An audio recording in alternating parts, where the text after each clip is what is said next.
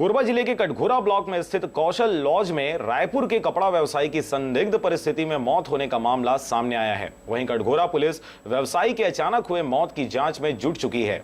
साथ ही लाश को पोस्टमार्टम हेतु भेज दिया गया है। कोरबा जिले के कटघोरा स्थित कौशल लॉज में रायपुर के व्यवसायी किशोर डेकवानी को कमरे में मृत अवस्था में पाया गया। लॉज संचालक की माने तो कपड़ा व्यवसायी किशोर डेकवानी प्रत्येक माह कटघोरा तथा आसपास के क्षेत्र में अपने व्यवसाय के काम से आया करते थे, लेकिन सुबह उन्हें मृत अवस्था में पाया गया। अंदेशा है कि हृदयघात के कारण उनकी मृत्यु हुई होगी। वहीं कटघोरा पुलिस को इसकी सूचना देने पर कटघोरा पुलिस द्वारा लाश का पंचनामा कर पोस्टमार्टम के लिए भेज दिया गया है। साथ ही पुलिस इस संदिग्ध मृत्यु पर जांच में जुटी हुई है।